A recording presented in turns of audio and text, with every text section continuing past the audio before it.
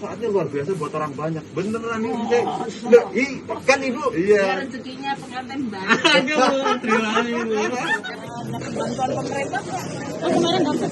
Apa? Dapat bantuan apa? UMKM ya? Oh, yang Bapak Bekom itu. Iya. Yang dapat berapa itu? Dapat 2,5 juta. 2,5 juta itu ya? Oh, Tahap alhamdulillah. lagi dapat lagi 1,2. Oh, tadinya kerja. Pengen jualan PPN sembako. Mana emang Ibu kena pajak? Coba aku mau tanya. Turun. Padahal aku nggak ngambil pajak, nggak ada PPN sekarang. Tapi nanti kalau itu yang barang-barang untuk rakyat ini nggak dikenain. Makanya berita online suka gitu bikin resah ya Bu ya. Ya. Iya. Nanti aku kasih tahu deh kalau begitu.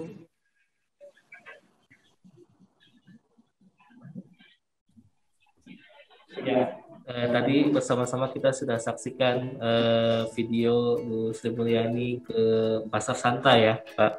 Jadi memang apa namanya, akhir-akhir ini kita mendapatkan isu bahwa PPN ini akan diterapkan untuk sembako, untuk sekolah. Nah, itu kan terjadi pro dan kontra ya di masyarakat. Namun sebenarnya ini tidak sepenuhnya benar. Jadi jangan dulu percaya berita-berita yang dipelintir ya atas betul. PPN sembako ini. Apa kita lihat dulu faktanya ya? Coba kita lihat. Coba kita lihat faktanya ya.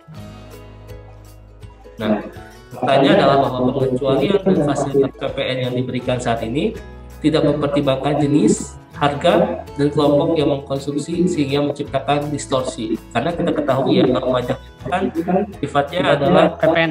Iya, untuk PPN ini kan sifatnya seharusnya pajak itu kan memang diterapkan bagi apa namanya ada asas keadilannya. Betul, gitu. keadilannya. Nah, karena sampai saat ini memang PPN itu tidak mempertimbangkan jenis harga dan kelompok yang mengkonsumsinya sehingga ya sedikit mencederai asas keadilan tersebut, Pak Rudi. Ya.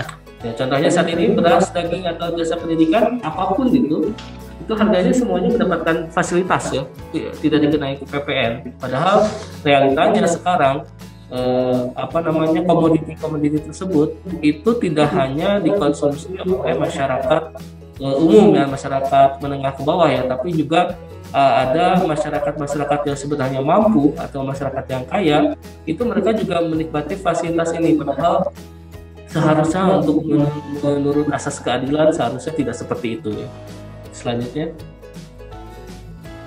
nah konsumsi beras premium dan beras biasa itu sama-sama tidak kena PPN nih Pak Rudi. Selama ini, iya. Iya, padahal ini jauh berbeda apa namanya harganya. Kalau di pasar itu per kilo itu beras itu 10.000 ya, ada yang 10.000 ya? Berapa per kilo? Ya, 10.000. Iya. 10.000 ya, betul ya? 10.000. Betul. 10 sampai 12.000. Terus ada yang kalau beras premium itu bisa nyampe 200-300.000 per. Iya.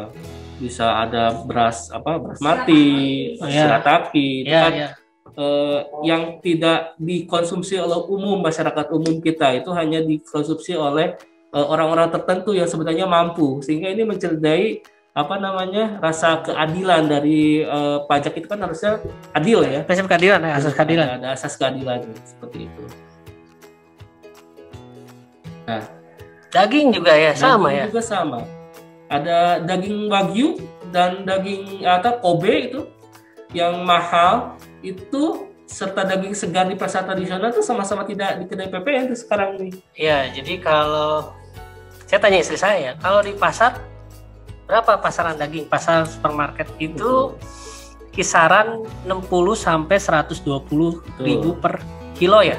Tergantung apa itu daging rendang, daging apa buat beef segala macam ya. Itu kalau yang di pasar tradisional dan supermarket 60.000 sampai 120.000 per kilo.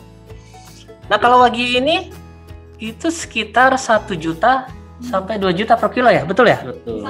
Bisa lebih malah ya, 1 juta sampai 2 juta.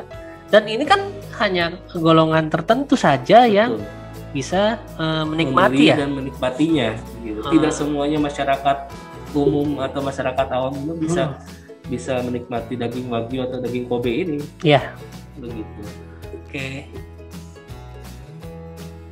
Nah, ini juga les privat yang berbiaya tinggi dan pendidikan yang gratis sama-sama tidak dikenai PPN. Ya, jadi di satu sisi kita lihat nyekolahin anak di SD, SMP itu sudah gratis ya, Iya, betul kan?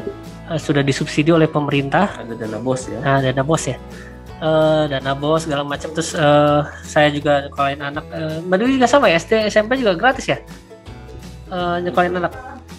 Ya, itu sudah gratis ya. Tapi satu sisi yang berbiaya tinggi juga, les privat tadi itu, ya artinya prinsip tadi kata Kang Adit bahwa prinsip pajak itu harus berkeadilan. Betul. Dan satu sisi itu ada namanya subsidi dari yang katakan Mampu ke yang tidak mampu. iya, itu prinsipnya ada subsidi ya sebetulnya ya, secara tidak langsung membantu dan berkontribusi, termasuk adanya selain itu gotong royong, Betul. ya kan? Makanya bukan pajak itu harus semua lapisan, semua kalangan yang memang bisa berkontribusi. Layaknya pemerintah tuh layaknya keluarga ya. Kalau misalkan ada anggota keluarganya bisa berkontribusi, maka dialah yang menyumbangkannya. Sebaliknya, tidak mungkin, Bu Sri Mulyani sudah men-state bahwa tidak mungkin pajak itu asal dipungut. Betul. Nggak mungkin pajak pedagang tradisional gitu ya, Iya. itu dipungut. Jadi nggak usah khawatir Bapak Ibu ya, bahwa ini kan masih dalam tataran pembahasan ya. Iya. Dan prosesnya pasti akan transparan ya. di Transparan. DPR ya. Jadi tapi kita senang artinya bahwa pajak itu sekarang makin hari makin terbuka, makin transparan, bahwa masyarakat diajak untuk memberikan masukan ya. Betul. Nggak apa-apa berkembang, tapi jangan sampai liar kemana-mana gitu. Jangan sampai tadi menghapuskan berbagai kehadiran pemerintah di insentif-insentif yang lain gitu ya. Malah nanti ini mah mau ada tax amnesty yang kedua, Jilid tapi dua ini ya. wacana ya. Masih wacana. Iya, bayangkan bagaimana hadirnya pemerintah itu untuk percepatan pemulihan ekonomi nasional ya, hadirnya pemerintah itu ya. Nah, Bapak Ibu, ini memang masih dalam kajian draft konsep yang sedang akan dibahas oleh pemerintah dengan DPR. ya. Iya. Jadi kalau kita lihat di TV One ya, kalau nggak salah saya 2 minggu yang lalu kali ya, minggu yang lalu ya, bahwa memang silakan partisipasi masyarakat, baik itu asosiasi, malah kalau nggak salah di situ ada asosiasi pedagang pasar tradisional ya, mereka akan mengawal proses pembahasan ini. Itu mah nggak, artinya bukan hanya asosiasi pedagang pasar aja. Silakan asosiasi pendidik perguruan tinggi, asosiasi pedagang daging gitu ya, silakan, artinya mengawal, memberikan saran, masukan ya, karena ini sifatnya masih draft RUU. Kenapa ada di RUU ya Bapak Ibu? Jadi kita harus tahu historisnya ya. Di RUU KUPD PPN itu bahwa ada barang-barang yang kena pajak, Iya. ada barang-barang yang tidak kena Tidak pajak. ada. Nah, sembako ini kayak beras segala macam yang memang langsung dari petani, daging ini memang di undang-undang lama itu termasuk barang tidak kena pajak ya. Tapi di satu sisi kalau kita pengen keadilan, memang itu harus undang-undangnya diubah dulu ya, undang-undangnya diubah dulu ya. Jadi sampai ada bilang kenapa bukan di PMK aja, diaturnya yang premium itu diatur di PMK. Bisa diatur PMK asalkan peraturan yang di atasnya diubah dulu. Betul.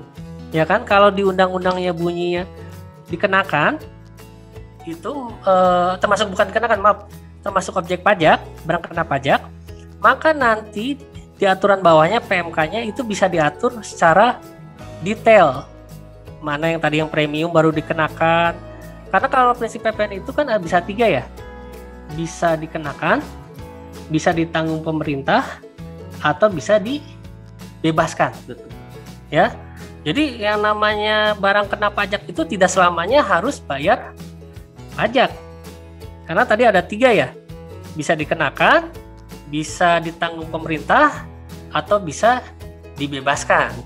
Nah, itu baru diatur di PMK-nya Bapak Ibu. Tapi yang penting kita di undang-undangnya harus diubah dulu jadi barang kena pajak. Ya, kenapa kita harus merubah undang-undangnya? Karena yang paling atas itu kan undang-undang pajaknya itu harus diubah sehingga nanti PMK-nya itu bisa luas untuk mengatur lebih lanjut ya. Jadi kalau misalnya tiba-tiba langsung diatur PMK-nya, sedangkan di undang-undangnya masih bukan kena pajak, ya susah nanti di ini ya digugat menyalahi aturan atasnya, gitu ya. Jadi historisnya atau asbabul nuzulnya kenapa kita harus ubah dulu di undang-undang? Karena ya tadi ya aturan di atasnya adalah undang-undang ya. Betul. Coba ada lagi.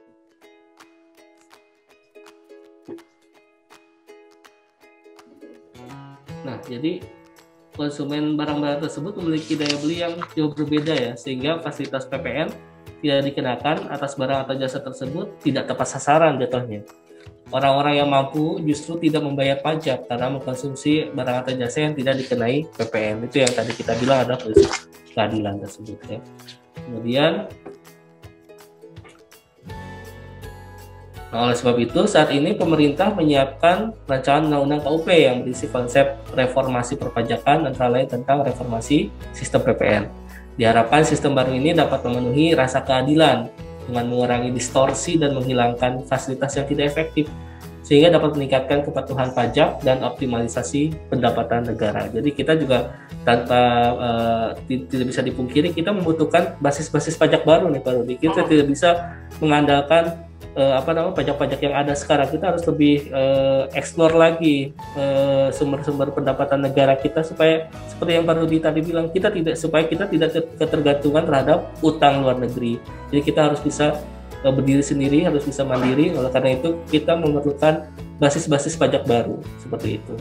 Ya, berkaitan dengan ini ya Bapak Ibu ya, reformasi sistem PPN. Kalau kita lihat memang kalau PPH yang paling enak itu untuk pajak lebih ke arah keadilan itu memang PPH ya, karena menggunakan tarif progresif ya. Ya kan semakin tinggi penghasilannya itu maka tarifnya mengikuti ya. Lebih besar. Betul, memang kalau PPH itu karena tarif progresif lebih ke arah unsur keadilannya memang lebih tepat. Ya. Kalau makanya banyak pengamat ekonomi bilang kenapa bukan hanya di PPH aja gitu ya, yang dikatakan diatur lagi dinaikkan, betul lah. Maka inilah yang tadi kita lihat di slide bahwa ada reformasi sistem PPN. PPN itu kan single tarif ya, Iya, betul. konsumsi. Selama ini 10%, mau itu yang belanjanya itu mohon maaf yang si kaya atau si miskin tetap 10% ya. Nah, inilah yang akan kita reformasi Bapak Ibu ya. Di undang-undang yang baru itu nanti kita diatur lagi apakah nanti PPN itu akan multi tarif atau enggak ya. Iya. Itu nanti akan dibahas Bapak Ibu ya. Karena tadi prinsip keadilan itu kalau cuma single tarif itu ya memang mau yang mampu atau yang enggak sama ya. Di situ tidak ada unsur keadilannya, makanya nanti akan dibahas tentang apakah isu-isu tentang PPN nanti akan multi tarif. Betul. Seperti apa? Nanti juga kita lihat bahwa batasan omset PKP ya. Nah, ini sudah mulai ramai lagi Bapak Ibu diskusi tentang tadi kata Kang Adit memperluas basis itu, malah ada usulan dari World Bank itu agar batasan PKP itu diturunkan. Betul. Biar basis 4,8 ya sekarang. dari sekarang 4,8 kan setahun ya. Kemungkinan itu akan diturunkan ya wacananya agar penerimaan dari sektor PPN-nya juga semakin meningkat ya Bapak Ibu ya. Tapi intinya Bapak Ibu bahwa kalau ditanya apakah momentumnya tepat? Iya. Momennya tepat PPN sembako ini. Kalau dibilang pembahasan, ya sekarang ada momentum yang tepat untuk pembahasan, diskusi ya. Karena kita kan masih dalam pandemi ini kan masih ini. Gak apa-apa kita berdiskusi momentum untuk kajian ini dalam masa-masa sekarang agar nanti ketika memang sudah berlaku kan nggak mungkin berlaku hari itu ya, pasti ada masanya, mungkin entah itu 2 tahun lagi, 3 tahun lagi, kita harapkan memang sudah matang. Sudah matang, sudah stabil ya. Maka pengenaannya itu akan lebih bagus lagi nanti kalau misalkan 2 tahun lagi, 3 tahun lagi. Tapi nggak apa-apa, diskusi ini itu kita kembangkan di masa-masa sekarang nggak masalah. Sifatnya kan baru pembahasan ya Bapak Ibu ya. Karena apa tadi? Karena kita memang harus konsolidasi fiskal, bagaimana memperluas basis-basis pajak ya, meningkatkan apa dari sektor-sektor penerimaan dari sektor perpajakan lainnya.